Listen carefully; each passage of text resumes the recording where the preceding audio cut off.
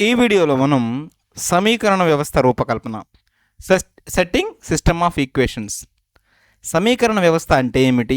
సమీకరణ వ్యవస్థ రూపకల్పన అంటే నిజ జీవితంలో మనకు ఎదురయ్యే సమస్యలను సమీకరణాల రూపంలో ఎలా రాయవచ్చు అనే విషయాన్ని మనం తెలుసుకోబోతున్నాం. ఒక ఉదాహరణ ద్వారా మనం ఈ సమీకరణ వ్యవస్థ రూపకల్పన గురించి తెలుసుకుందాం.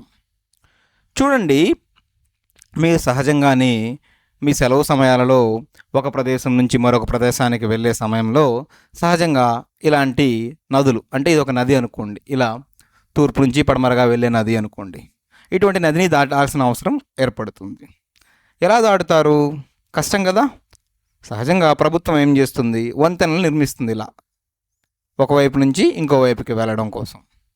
అయితే ఈ వంతెనలు నిర్మించడం అనేది చాలా ఖర్చుతో కూడుకున్న పని.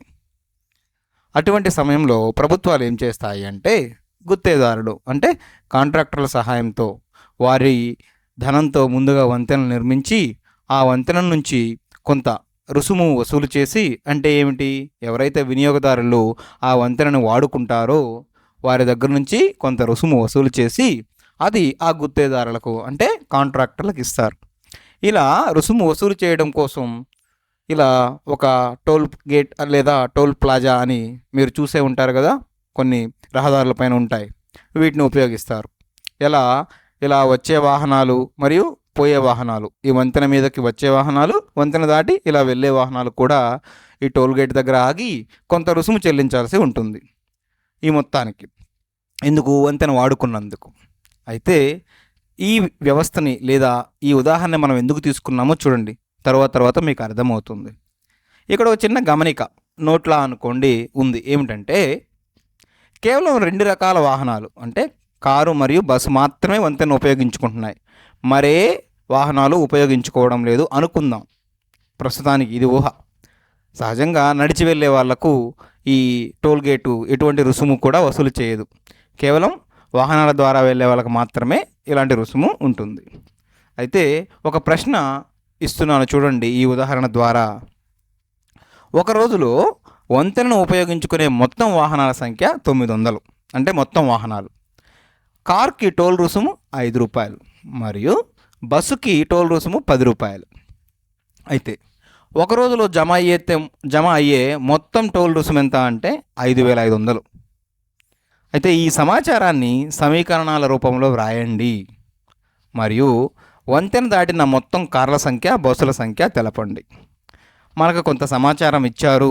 ఏమిటంటే, మొత్తం ఎన్ని వాహనాలు మరియు కారుకి ఎంత టోల్ రుసుము, అదేవిధంగా బస్సుకి ఎంత టోల్ రుసుము, తద్వారా ఒక రోజులో జమ అయిన మొత్తం టోల్ రుసుము ఎంత అనే ఈ సమాచారాన్ని ఇచ్చి, మొత్తం వాహనాల్లో కార్లు ఎన్ని, అదేవిధంగా బస్సులు ఎన్ని మనల్ని తెలుపమన్నారు.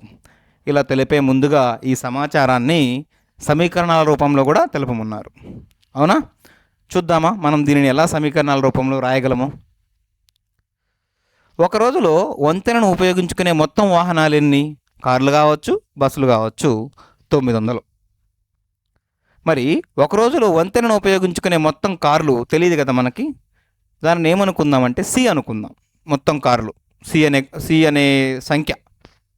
అదేవిధంగా ఒక రోజులో వంతెనను ఉపయోగించుకునే మొత్తం బస్సుల సంఖ్యని మనం ఏమనుకుందాం అంటే బి అనుకుందాం. చరరాశులు, సి ఒక చరరాశి, బి మరొక చరరాశి. తద్వారా మనం ఏం రాయవచ్చు? ఇలా రాయవచ్చా? రెండింటిని కలిపినప్పుడు లేదా కూడినప్పుడు అది 900కి సమానం కావాలి. మనకి ఇచ్చిన సమాచారం అది ఉంది కాబట్టి. మరియు ఇంకా ఏ సమాచారం ఇచ్చారు మనకి? ఒక రోజులో జమ కాబడిన మొత్తం టోల్ రుసుము ఎంత అంటే 5500 రూపాయలు. మొత్తం కార్ల ద్వారా కావచ్చు, బస్సుల ద్వారా కావచ్చు. అయితే కారుకి టోల్ రుసుము ఎంత అని చెప్పారు మనకి? 5 రూపాయలు. అదేవిధంగా బస్సుకి టోల్ రుసుము ఎంత? 10 రూపాయలు. కారుకి 5 రూపాయలు, బస్సుకి టోల్ రుసుము 10 రూపాయలు కదా. తద్వారా ఇలా చెప్పవచ్చా? ఒక రోజులో కార్ల ద్వారా జమ కాబడిన టోల్ రుసుము అంటే కార్లు 5 రూపాయలు చెల్లించాయి, మొత్తం కార్లు సి అనుకున్నప్పుడు మొత్తం టోల్ రుసుము అంటే ఎంత? 5 ఇంటూ సి లేదా 5C అంటారు. అదేవిధంగా ఒక రోజులో బస్సుల ద్వారా జమ కాబడిన టోల్ రుసుము ఎంత? 10 రూపాయలు ఒక బస్సుకి, మొత్తం బస్సులు బి కదా, అంటే 10 ఇంటూ బి అని బస్సుల ద్వారా వచ్చిన టోల్ రుసుము. తద్వారా మనం ఏమి రాయవచ్చు? ఇలా రాయవచ్చా? కార్ల ద్వారా వచ్చిన టోల్ రుసుమేమో 5C ప్లస్ బస్సుల ద్వారా వచ్చిన టోల్ రుసుమేమో 10B విడివిడిగా. అయితే రెండు కలిపినప్పుడు 5,500 రూపాయలను ఇచ్చారు కాబట్టి మనం 5,500కి సమానం చేయవచ్చు. మనకు మొత్తం ఎన్ని సమీకరణాలు వచ్చాయి? 2 సమీకరణాలు వచ్చాయి కదా. ఏమిటవి? C+B = 900, అదేవిధంగా 5C + 10B = 5,500. ఇలా 2 సమీకరణాలు వచ్చాయి కదా. ఇలా ఒక్క సమీకరణం కన్నా ఎక్కువ ఉన్నప్పుడు ఆ 2 సమీకరణాలను లేదా అంతకన్నా ఎక్కువ సమీకరణాలను మనం ఈ పేరుతో పిలుస్తాము. ఏంటది? సమీకరణ వ్యవస్థ అంటాం. ఒకటి కన్నా ఎక్కువ ఉండాలి అంటే కనీసంగా 2 లేదా అంతకన్నా ఎక్కువ. అటువంటి సమయంలో దానిని సమీకరణ వ్యవస్థ, ఇంగ్లీష్లో సిస్టమ్ ఆఫ్ ఈక్వేషన్స్ అంటారు. అయితే మనకు ఇప్పుడు ఈ సమీకరణాలు వచ్చాయి. ఈ సమీకరణాలను సాధించి కార్ల సంఖ్య ఎంత, బస్సుల సంఖ్య ఎంత అనే విషయాన్ని మనం తరువాతి వీడియోలో తెలుసుకుందాం. అంటే C విలువ ఎంత వస్తుంది, B విలువ ఎంత వస్తుంది అనే విషయాన్ని మనం తరువాతి వీడియోలో కూలంకషంగా తెలుసుకుందాం. ఈ వీడియోలో మనం ఏం నేర్చుకున్నాం? సందర్భానుసారం అంటే దైనందిక జీవితంలో కొన్ని సందర్భాల్లో సమీకరణ వ్యవస్థని మనం ఎలా కల్పించవచ్చు అంటే రూపకల్పన చేయవచ్చు అనే విషయాన్ని వంతెన, వాహనాలు మరియు టోల్ గేట్ ఇటువంటి ఈ ఉదాహరణ ద్వారా మనం తెలుసుకున్నాం.